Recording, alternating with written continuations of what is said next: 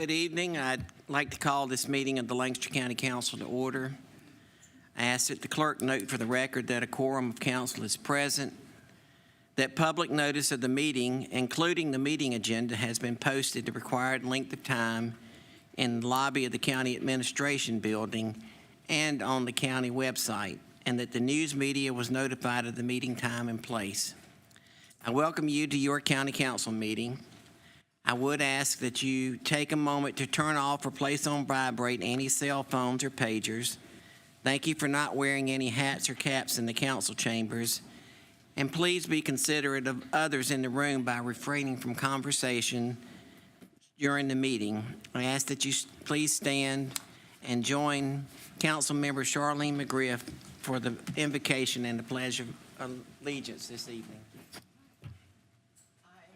Pledge allegiance to the flag of the United States of America and to the republic for which it stands, one nation, under God, indivisible, with liberty and justice for all.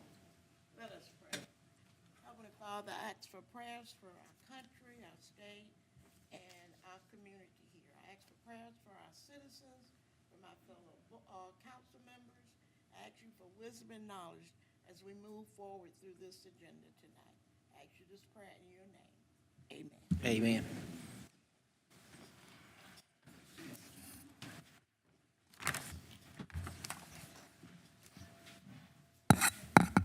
Do we have any changes or deletions to the minutes? To the agenda? If not, I'll take a motion to approve the agenda as submitted. Moved. Have a motion from Mr. Luis. Second. Second from Mr. Neal. All those in favor, please raise your right hand. It's unanimous.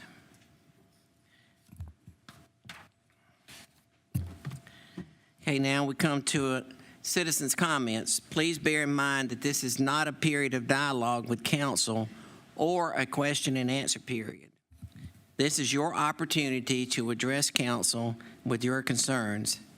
I ask that you address your remarks to council as a body and not to any individual council member. Please speak into the microphones, state your name and address for the record, and you will have up to 3 minutes to address council. Your time will not start until you have provided your name and address.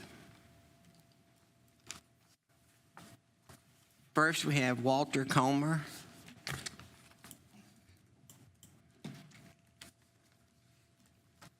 Good evening, council member and staff. My name is Walter Comer, C-O-M-E-R. I reside at 121 Greenwich Road, Suite 215, Charlotte, North Carolina, 28211. This is in reference to case CP 2024-0367. I'm representing Angela Leone, the owner of Old Hickory Hill, which is adjacent to Lennar's development of Roseland, right across the street, and has been kind of following that development for many, many years. As I understand, this process began with Ms. Leone in 2022, in April, as a matter of fact, conversations to Lancaster County for residential development of the property known as Old Hickory Hill. For the past year, we've been in regular communication with several council members about rezoning her property. We spent countless hours, a great deal of money, and working in good faith with engineers, surveyors, Lancaster Water and Sewer, some of you believing we were all moving forward together. Lancaster Water and Sewer has Old Hickory Hill LLC, the owner of the property, ultimately, in the master plan for the development of the basin, and has been, since the beginning, since Lennar started building Roseland. They upsized the sewer force main to allow this parcel to have sewer service in the beginning. This was included in the Roseland development. If our parcel is developed into a large lot development, this might negate some of the effects that were put in for future use behind this property. Regarding the moratorium, we feel like that what's going on in Indian land has been stated to, in some degree, to say, well, it's going on everywhere. Well, it's not. It's not comparing apples and apples. The problems in Indian land are not the problems of rural Lancaster County. There's no question about that. If anything, the two should be examined separately to determine a good plan of action. It is quite unfair to the rural section of Lancaster County to be grouped in with the problems of Indian land. Indian land's up here, Lancaster's down here. Not everybody's going to be driving to Charlotte on a daily basis from Lancaster. So not all this traffic will be running through that area. Moreover, across the street from the 150 acres of Old Hickory Hill, it sits Roseland, developed by Lenore. In addition, Lenore is developing a neighborhood called the Haven across the street. We respectfully ask that the property known as Old Hickory Hill be removed from the moratorium boundaries. Thank you, Mr. Comer. Thank you. Mike and Susan Howie.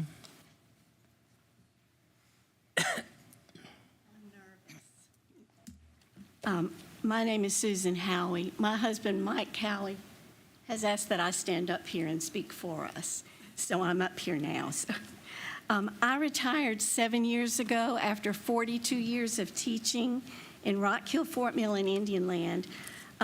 My husband, Michael, is a semi-retired beef cattle farmer and one of the few original natives left in Indian Land. By the way, Susan Howie, 8880 Stacy Howie Road, Indian Land, South Carolina. And I'm here for the 8D on the agenda. For those of you not as familiar with the more recent history of Indian Land, just 40 years ago when we married, Indian Land was all farmland. No developments, no offices, no grocery stores. There were 2 gas stations, one of which served fried chicken and tater wedges so you could go out to eat. Michael's family on both sides have been farmers for generations in Indian Land and great stewards of the land. His maternal grandmother's family, the Collins, had farmland down what is now Collins Road. His dad's family, the Howies, had farmland on what is now Stacy Howie Road and Henry Harris Road.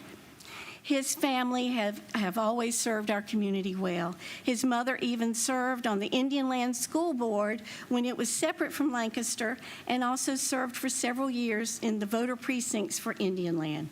The property we need to sell sits between Collins and Henry Harris Road and is comprised of 27 acres. This will be the 3rd time in 4 years we've tried to sell this land. The first time a developer planned to put 2 houses per acre, the plan almost went through until the county stipulated that there could be only 1 house per acre. That developer had to pull out. The second potential buyer found an issue early on and pulled out soon after.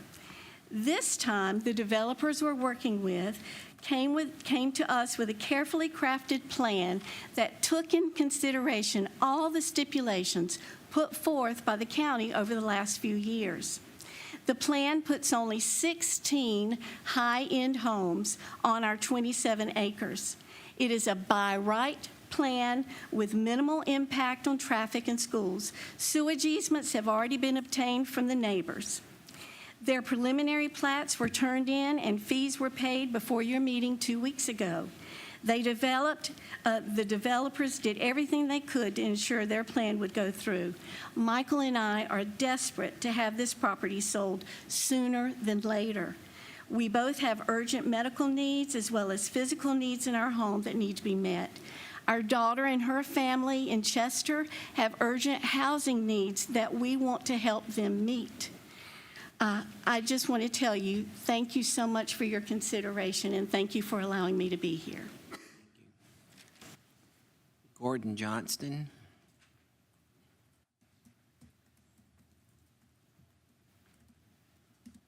Good evening, council member, staff. Gordon Johnston, 7401 Carmel Executive Park Drive, Charlotte 28210. Here tonight on behalf of Century Communities with respect to item 8C on your agenda. This is the third reading for a requested development agreement extension on the Shiloh Woods subdivision project. No changes since the prior meeting, since the second reading or the first reading for that matter. But I will be here this evening and available to come back up. If there are any questions or anything that needs my attention, would be happy to come back up during the discussion of the item at your request. So thank you again for your time and for your consideration. Thank you. Janine Clifton.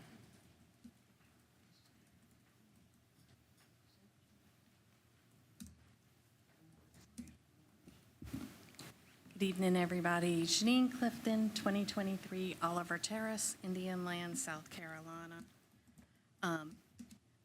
Today, I mark today as coming since August, and I appreciate all the work y'all have done to secure outside counsel for the interpretation of the development at Barberville and Fort Mill Highway. The short answer that we got back is it's illegal. What they're doing is not conforming with the UDO and is illegal for how they defined Melanie Lane. So what I'm coming forward to you now is, it's been over 3 weeks since we've gotten some of that reading. Staff has not taken any action or responded to any of our inquiries about it. The developer continues with their non-compliant project at the expense of our property values. We have neighbors' houses who aren't selling. They've taken them off the market. Everyone's dragging their feet because the only possible pathway forward is to manage this through a variance, which requires the project to go through Planning Commission, like we've asked from the beginning. It's being delayed, and I need reasonable adults to step forward and help get this to the forefront. This is not fair for anyone. Our neighbors are tired. We want a plan that's mutually beneficial and not one-sided for an out-of-state developer. We don't want to look at parking lots, cell towers, a mattress firm sign, that's what they're advertising, since they've taken down all the barriers between our properties. We will not stand for UDO violations that negatively affect us, like a school that now has retail on its property. We need help. We need your intervention on a pathway that leads to conformance, neighborhood protection, and value preservation. I really thank you for your time. Thank you. Elena Kiewit.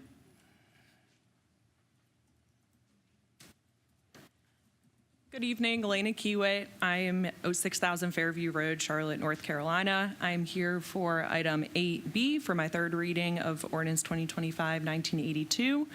Since the second reading, we have continued working with Ms. Williams and Mr. Luis on the use list, and we've got it all ironed out. And so if you have any questions, happy to come back up and answer them. And that's it from me. Thank you for your consideration. Thank you. Brandon Watson.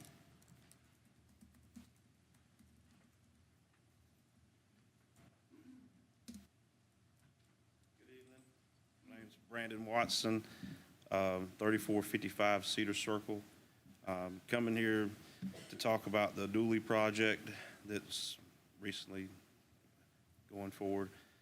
Just wanted to talk about setbacks and property. My property is going to be affected by this. I was told that there would be a 50-foot clearing around our property, and I just would like to talk about how important it is to have more than that, because I run a tree service. My company's Waxhaw Tree Service, and what I see a lot of times in these clearing projects, you'll have what's called environmental change. Usually within the first 3 years, you'll see trees in that clearing line under that drip area of those trees dying off. That's going to be encroaching on my property. When I moved to Lancaster, I moved here for my happiness, the right pursuit of happiness for me and my family and my kids. We have chickens, we cow. We have a rural area there with a lot of wildlife. Today, the turkeys was in the backyard visiting chickens. So just things I don't want to lose for a development coming into my backyard, just like anybody else wouldn't want to lose, you know. Just concerned with the development issues that could arise, and if we could just talk about that and see if we could just see about having more property around our property not affected, because that's affecting us. I think you're going to have issues with the racetrack. I love it. I can hear it every Saturday night from my property. I don't know how this new development's going to take it, or if the new people is going to like it. I feel like that many houses in this area is not what we need. The schools can't support it. That's a big thing for me right now. I have 5 children. The schools, can't support the new growth. The grocery stores, different things structurally that the community needs before they start just clearing more land. There's a big hindrance right now in work labor force. I'm very familiar with Lennar's strategies and how they use their contractors, and right now there's not a lot of contractors doing their work. They have very small little cell groups because most of them have gotten deported, and that's what's happening left and right. I'm just concerned with the growth, and I would love to have a little more buffer just for everybody that's being affected by the land clearing of 600 acres. That's really what I'm here about, and thank you for your time and listening to me. Thank you. Amanda Watson. Okay, thank you. Tony McCammon. Tony McCammon. I live at 2112 Hartwell Lane, Indian Land. And I've been up here before. You all are good people. And you're trying to do the best that you can for our county right now. And honestly, I'm here with a huge amount of frustration. On the one hand, I want to scream, and on the other hand, I want to cry, because I've been asked now to vote on a 1% sales tax that's supposed to take care of a lot of the problems that we have with the traffic. Okay? It's a big challenge. I get it.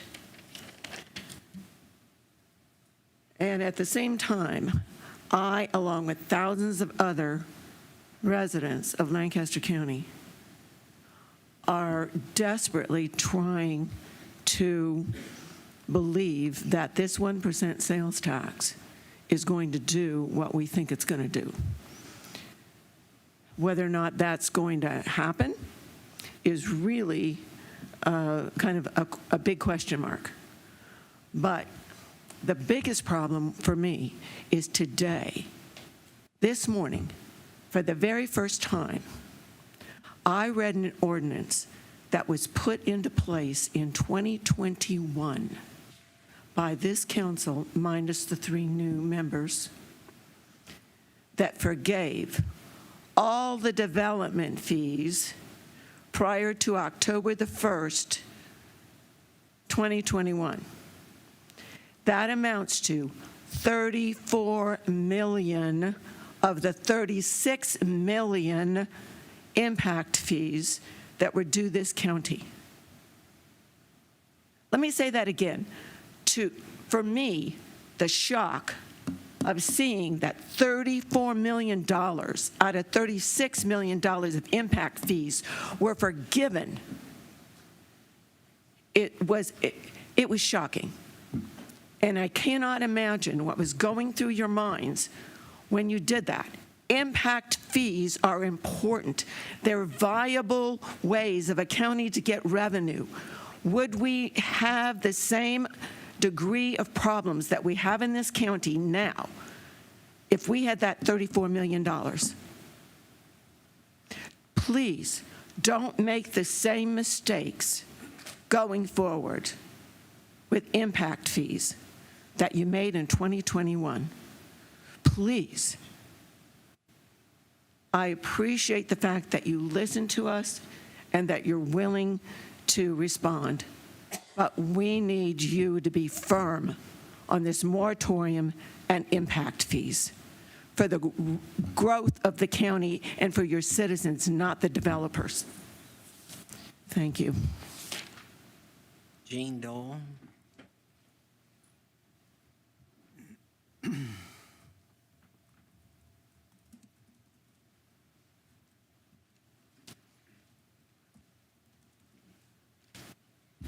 Jean Doyle, 6030 Kings Canyon Way, Lancaster. I want to thank council members for their timely and swift response to the requested 9-month moratorium for new residential development in Indian Land that was passed at the last meeting. I also want to thank Jose Luis for making sure that the language for vested developments was also clarified. I think that's going to be important moving forward. I'm sure that as happy as the residents are, there are any number of developers here in the background that are equally unhappy with the decision to vote for the moratorium.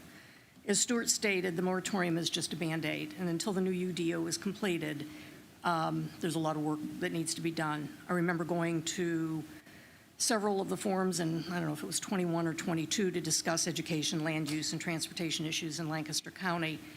And the frustrations were very clear then, and they've only become more exasperated in the ensuing years. I attended a couple of the meetings where consultants were talking about the UDO, but I didn't understand the nomenclature. I was so lost. I think I came to 2 and I called it quits because it wasn't helping me any. I was just frustrated. I'm sure that there are others in the same boat. It's probably even confusing to some of you guys when the consultants start talking about some of the terminology that they were using and laws and regulations, but whatever.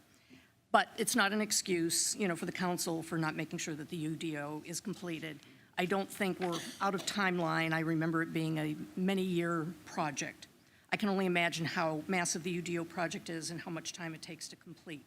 I hope that the council members will remain committed to work with the staff, any of the consultants that you're using, and each other to ensure that it gets completed before the end of the moratorium.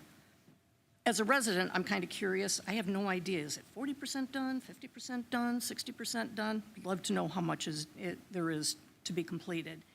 And I guess, wouldn't it be really wonderful if it was all done within the 9 months? Because otherwise, you're going to be spending the holidays of 2026 dealing with UDO. To me, that sounds like bah humbug. Lastly, once the UDO is confirmed and in place, stay true to the document and make sure that everyone paints within the lines. Make sure that they pay any and all impact fees that are required. So again, thank you for your work. I agree. It's a thankless job that you have, I think, and nobody is ever going to be 100% happy. But you need to move forward with this UDO. Thank you. Thank you. Libby Sweet Lambert.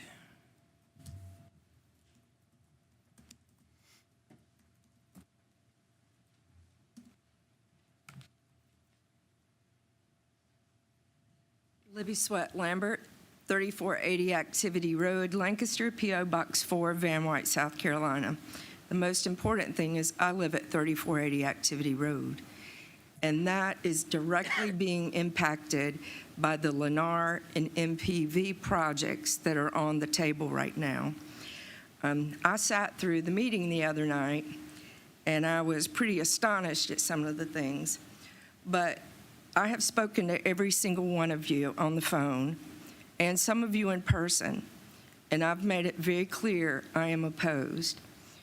We do not have the infrastructure in place to take care of the people who are here right now. And if you're looking at 900 homes and then an additional set, how are we going to take care of those homes? How are we going to take care of those folks? In the meeting last week, it came out that these homes are zoned for Buford schools. Even the developer did not know that they were zoned for the Buford schools. So I think it's very important that the folks in the Buford area are aware that these 2 projects on the Charlotte Highway can have 1,400 homes invading their school in a quick time fashion. We were pretty amazed at some of the things during that particular meeting. For a developer to come in and say, hey, here in this agreement, it says that you can never come back and make me pay the impact fees. We're going to give you a few $1,000s per house, but it was over $4,000 you would be losing with what's already in place in Indian Land. You're losing money on that. I was pretty surprised at language that was included in that meeting. Bottom line is, we bought our property for the country life. As I've been quoted in a couple of newspapers this past week, we brag about living down a dirt road. I don't mind washing the dirt off my car. I don't need to have a coffee shop within just a short ways. One of the busiest places for the Lancaster Sheriff's Office is the Walmart in Indian Land. We need to look at the very same thing if projects move forward with the development down by the creek on 521. You're 4 minutes away from the state line. The end of my dirt road is the state line. So what kind of crime are we bringing in when we're that close to the state line again? How much more will be developed? You guys have a hard job. The moratorium, why didn't it include these two properties as well? Why did it not come on down the Charlotte Highway? You guys weren't fair to us. When you just included Indian Land, not fair. But thank you for your work. It's hard. Thank you. Alan, before I get to the next speaker, I'd like to let people know online that we are having some difficulty with our live stream, and we hope to have it up again as soon as possible. Alan Banks.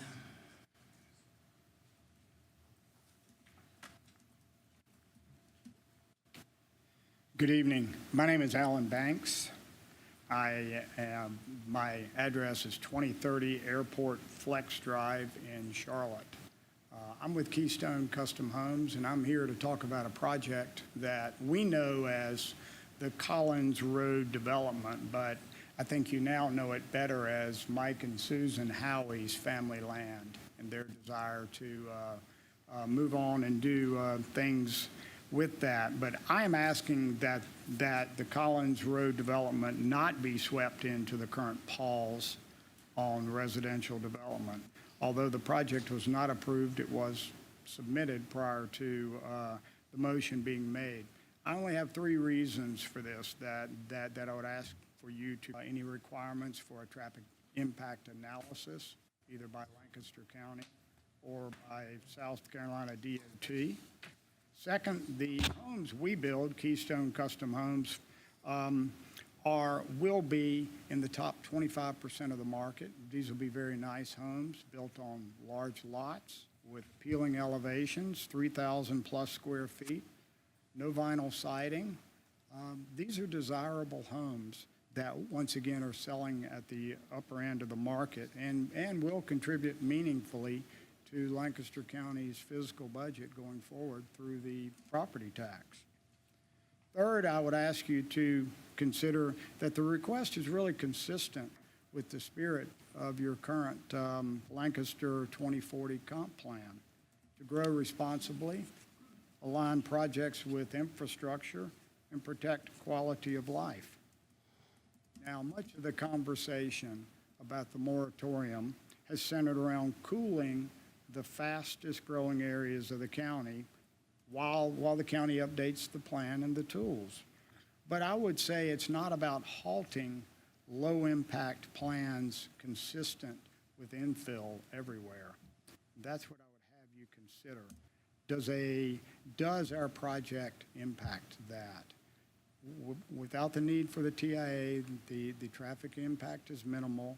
The price point is in the upper 25%. And the project does align with the current 2040 comp plan. I would ask that you as council members do consider this as you're making your vote and your plans about the moratorium. Thank you for your time. Thank you. Kathy Storm.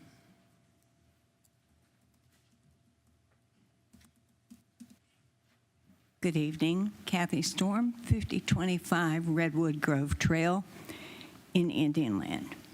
I just wanted to, again, talk about the moratorium.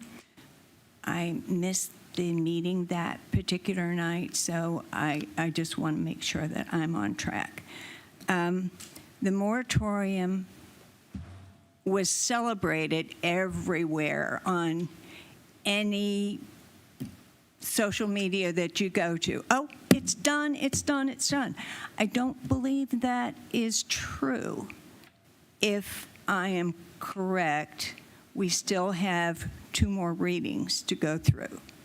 So I'm trying to encourage people to understand that this is not a done deal. You need to come out and support it if you want to have a moratorium on the building. I do appreciate that you have many, many different decisions to make, and a lot of people that are against what I'm saying, as well as maybe what you're thinking yourself. But I think you all were in favor of the moratorium in unison. So I would appreciate if you keep it that way. Thank you. Thank you.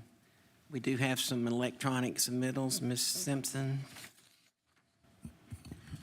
Yes, Mr. Chairman, you have one electronic comment at your seats that's a physical copy. I just want to acknowledge that Sabina Jose from Lancaster, South Carolina, wrote in regarding her concerns about the increasing litter and trash in the county, especially the roadsides along South Carolina Highway 5. She's urging the county to implement more frequent cleanup initiatives. Thank you. Thank you. I don't think we have any special presentations tonight. We do not, but Mr. Chairman, after the the consent agenda, could I ask that we take a break so we can check the live stream and see if we can get it back up and running? Yes, ma'am.